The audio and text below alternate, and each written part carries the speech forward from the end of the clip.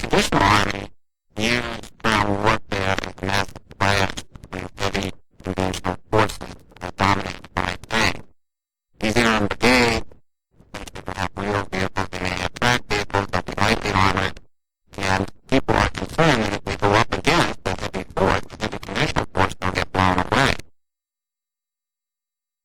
The change to the new vehicle hit tankers at Fort Lewis Farm when they turned in the keys to their M1s earlier this year.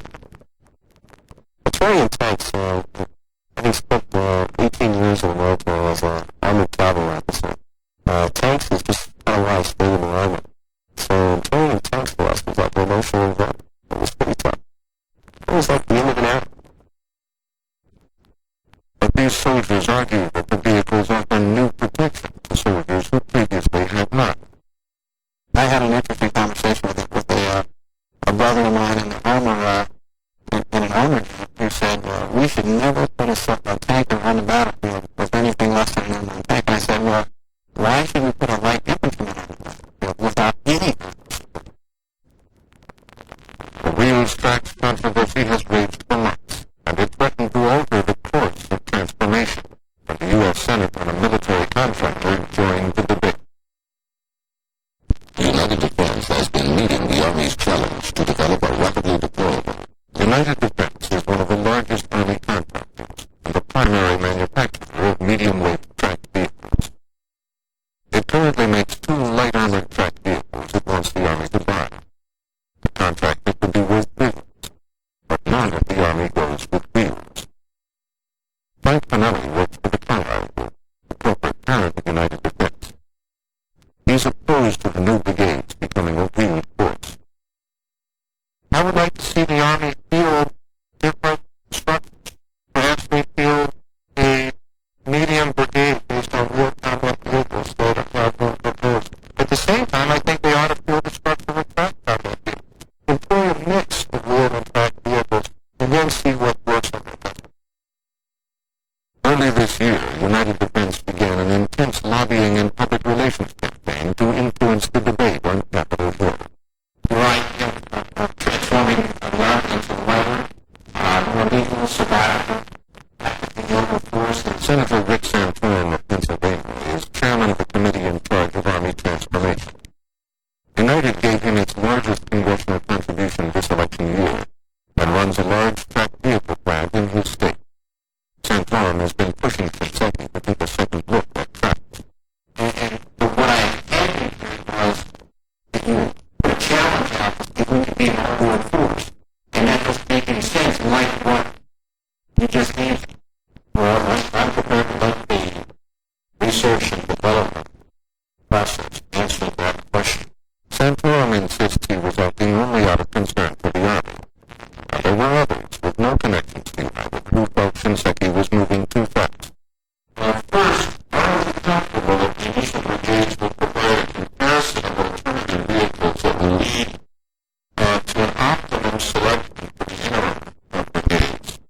I almost feel apologetic about this because it's not my nature or norm to be saying to folks in the military slow up. But, we've got some medium-weight vehicles in the inventory.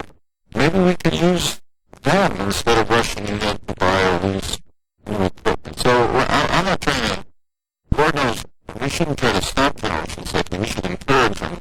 But we should say, let's go 90 miles an hour instead of 125. What you doing? That's the need. United's efforts seem to be bearing fruit.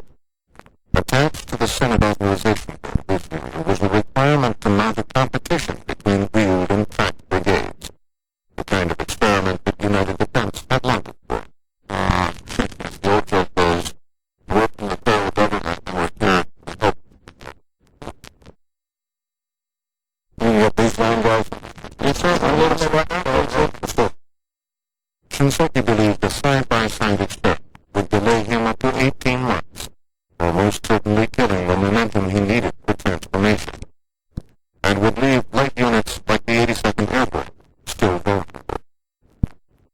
I am not sure what we gained our experimentation. We had our experiment in the desert 10 years ago, and we didn't like it.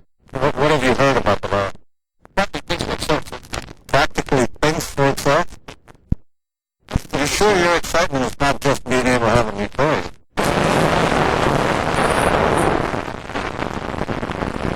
In the end, Shinseki would prevail. Congress softened the language in the Senate bill to field a side-by-side experiment on a much smaller scale, allowing Shinseki to proceed as planned. The medium wave force is clearly a force of the future. It's a cavalry-type force, and clearly the Indians of America would have been correct. We're dealing with cavalry and Indians, and the cavalry is what we need. In this exercise at Fort Lewis, a 44 million U.S. platoon enters a mock village where 3 snipers are aiding rival factions hostile to the local government and the United States. The platoon's mission is to take out the snipers without taking casualties or hurting civilians. The way these units use reconnaissance and intelligence to avoid taking fire is an experiment for the Army. It has already begun to generate deep divisions within the service over the real purpose of the brigades. Some Army officers I know believe sincerely that the Army transformation is a smokescreen for building a peacekeeping force. It would be incapable of fighting combat with organized military force. They're concerned that this force will just not have the hitting power and the defensive power to deal with the heavy force in what we would consider a conventional armored battle.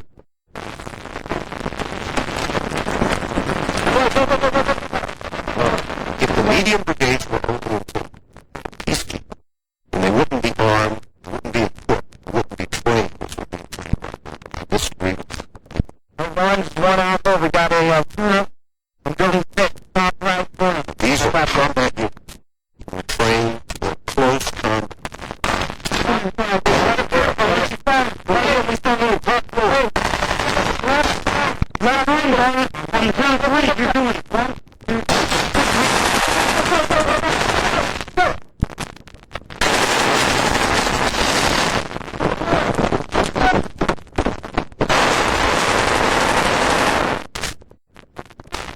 Watch the train.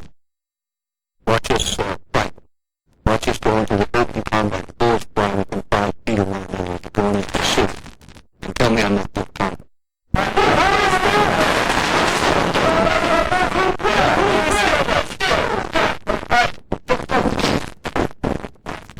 The challenge the Army faces is one that's an internal challenge. The dominant cultures within the Army over the last 40 or 50 years have been the heavy mechanized forces, the armor, the mechanized infantry, the tube artillery.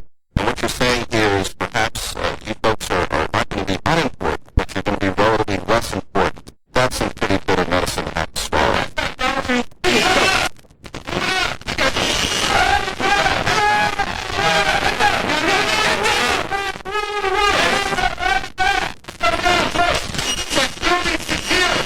What transformation really involves in terms of getting started is a redefinition of what we want our military to do.